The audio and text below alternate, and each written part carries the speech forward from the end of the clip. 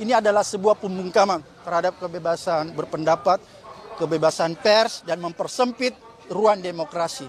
Oleh karena itu, kalau misalnya saja aparat hukum ini membabi buta menangani kasus pidana ini, maka saya pasti akan melawannya. Aparat hukum sepertinya masih dalam kendali Solo. Itu fakta, karena bayangkan Abraham Samad hanya podcast langsung dipanggil terkait dengan ijazah Joko Widodo. Pertanyaan saya, sampai kapan negeri ini dikendalikan oleh Joko Widodo, aparat hukum? Apakah menunggu Jan Etes cucunya jadi presiden?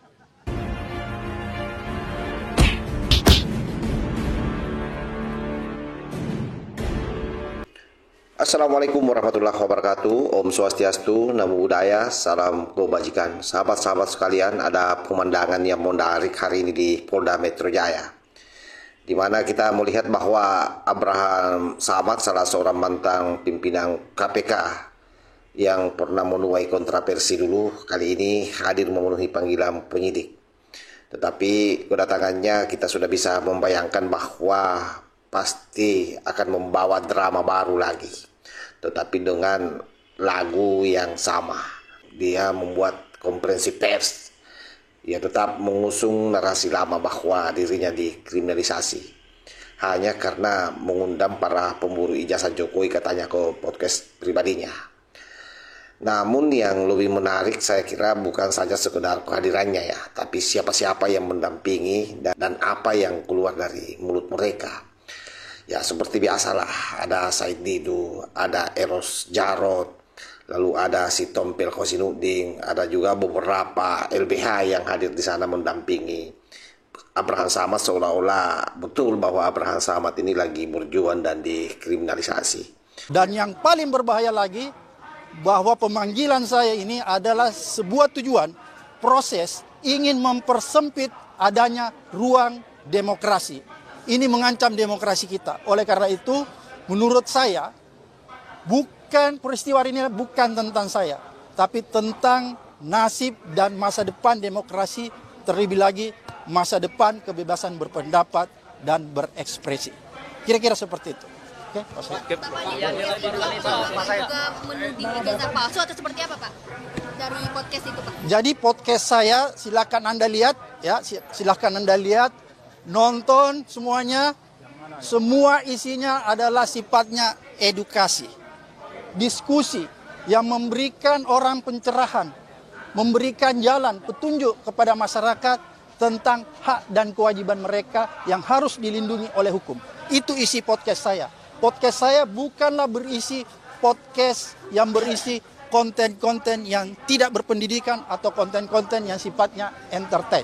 Kira-kira seperti itu. Persiapannya seperti apa aja, Pak? Lapor nih, Pak, dalam kasus ini. Nah, nantinya apakah, kan saat ini juga ada penyidikan, apakah nanti kalau misalkan kepolisian itu menetapkan Bapak sebagai tersangka, Bapak seperti apa responnya, Pak? Pertama, seperti tadi yang saya sudah jelaskan ya, alasan saya bahwa ini adalah sebuah pembungkaman terhadap kebebasan berpendapat, kebebasan pers, dan mempersempit ruang demokrasi.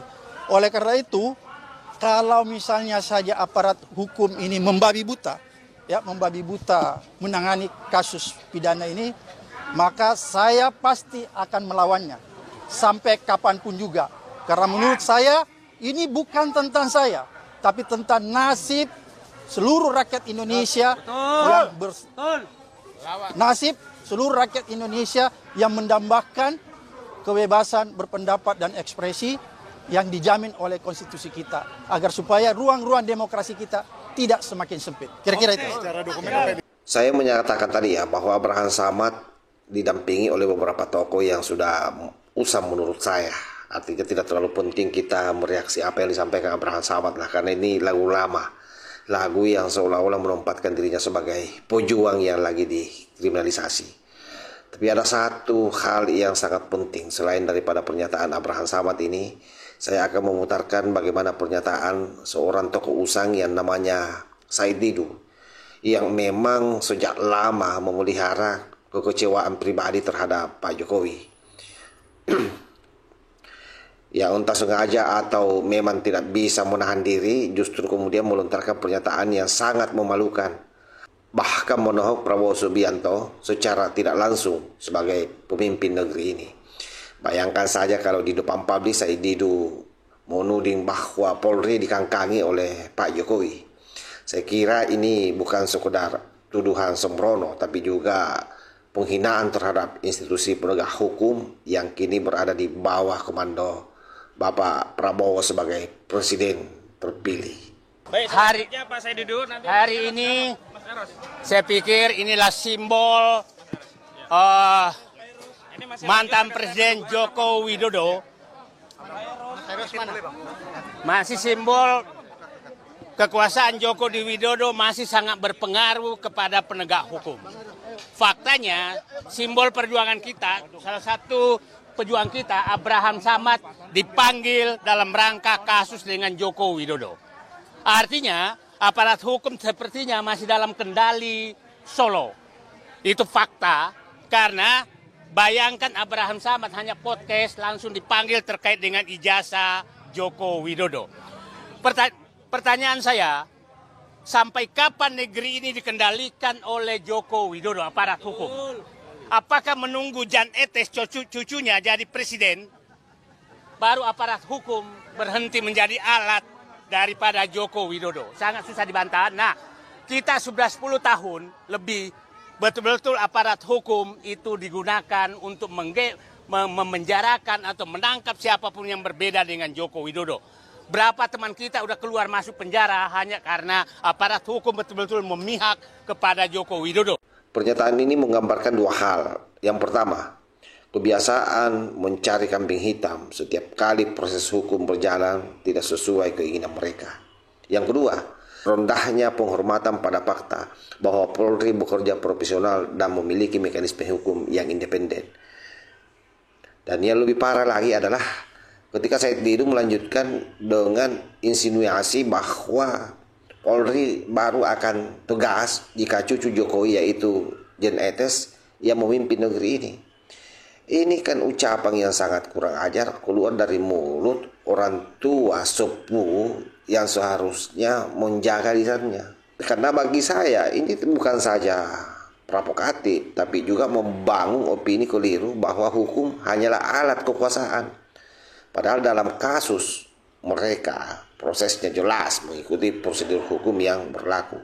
Dan termasuk saya kira Abraham Samad pun yang selalu mengklaim dikriminalisasi hanya karena mengundang orang ke podcast adalah bentuk playing victim murahan menurut saya. Tidak ada yang mempersoalkan konten wawancara jika memang bersih dari unsur fitnah, ujaran kebencian dan tuduhan tanpa bukti.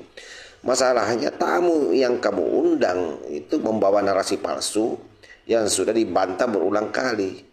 Dan platform yang dia sediakan menjadi ruang amplifikasi fitnah.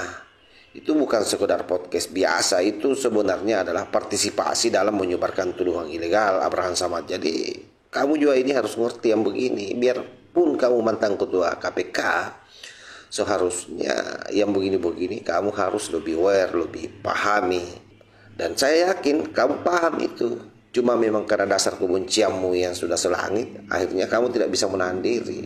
Nah, yang rugi siapa? Kamu sendiri kan?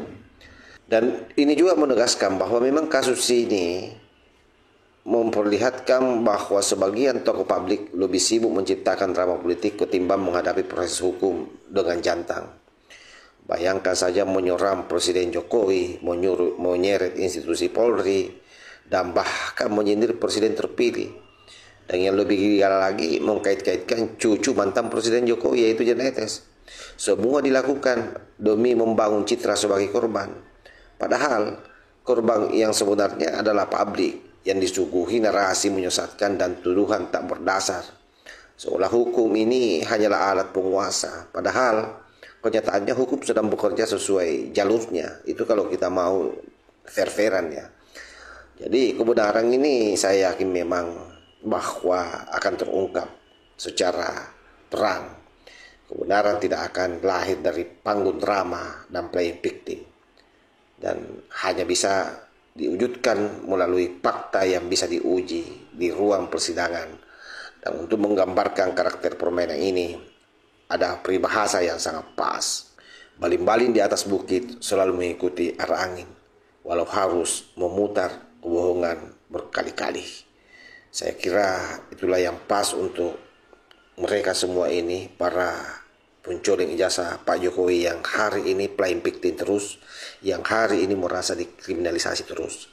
Oleh karena itu, saya berharap sekali lagi Polda sangat tegas bagaimana memproses orang-orang ini semua.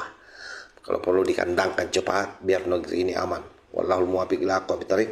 Wassalamualaikum warahmatullahi wabarakatuh.